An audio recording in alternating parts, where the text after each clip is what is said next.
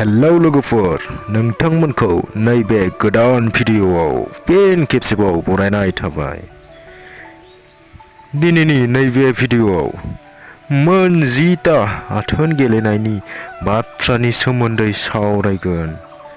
लोगोसे गिबियावनो बुंखायोदि नैबे भिडिअखौ खालि सोलोंथाइनि थाखायल' बानायनाय जादों आरो 18 बोसोरनि उन्दैफोरा नैबे भिडिअखौ दा नाय। फैदो अब्ला दिनैनि नैबे भिडिअखौ जागायदिनि। नम्बर 1, दिनाव 100 कौटिनिबो बांसिन सुबुङानो आथोन गेलेयो। लोगोफोर, बे बुहुमाव कौटि सुबुं दं, जायनि जाहोनाव सानसेयाव आथोन गेलेनाय हारा 100 कौटिनिबो बांसिन जाहैयो।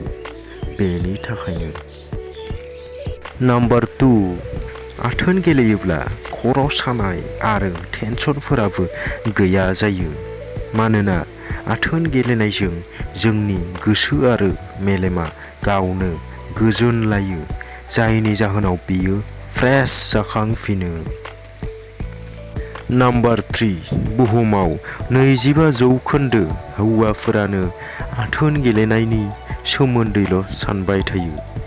नोंथांमोनाबो बेनिफ्राय सासे जानो हागौ। नम्बर 4, आथोन गेलेबाय थानाय समाव हौवा हिन्जाव सानैबो बिखा दुब जानाया 1 मिनिटावनो 140 बार दुब जानो हागौ। मानोना बिथांमोना आथोन गेलेनाय समाव जोबोर इन्जय लायो एबा बे गावनो गाव जाखायो। बेखौ गिनो गोनां जेबो खोथा गैया। नम्बर 5, 45 बोसोर जाहैनायसिम सासे आइजोनि आथोन गेलेनाया 3,000निबो बांसिन जाहैयो। लोगोफोर, बे 100% राइट बाथ्रा। नंगौना नङा लोगोफोर, कमेन्ट्स खालाम। नम्बर 6, सासे हौवाया गावनि जिउआव 17 लिटार दै दिहुनो। लोगोफोर, गुबुना बेनि बांसिनबो जानो हागौ आरो खमबो। नम्बर 7, हौवानि मोदोमनि बयनिख्रुइ गाज्रिसिन अंगआ मा? लोगोफोर, हौवानि मोदोमनि बयनिख्रुइ गाज्रिसिन अंगआ जाबाय खुगा। मानोना हौवाफोरनि खुगायाव गोबां बेक्टेरिया जमा जाना थायो।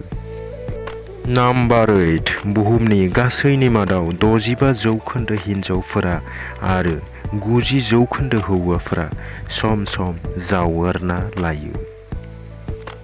नम्बर 9, आथोन गेलेनायनि सिगां चकलेट जायोब्ला गरमा बांसिन जायो आरो हिन्जावफोरा बांसिन खोमसियावसो आथोन गेलेनो मोजां मोनो।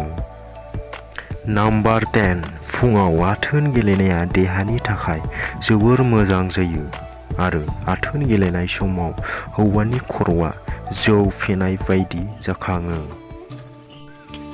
लोगोफोर, दिनैनि भिडिअआ बेखिनियानोसैमोन। आसा खालामदों नोंथांमोना भिडिअखौ नायनानै गोजोनबाय होननानै। एसेब्लाबो मोजां मोनदोंब्ला लाइक खालामब्लानो जाबाय, लोगोसे चेनेलखौबो साबस्क्राइब खालामना होब्लानो जाबाय। अब्ला गुबुन भिडिअआव लोगो मोनफिनसिगोन।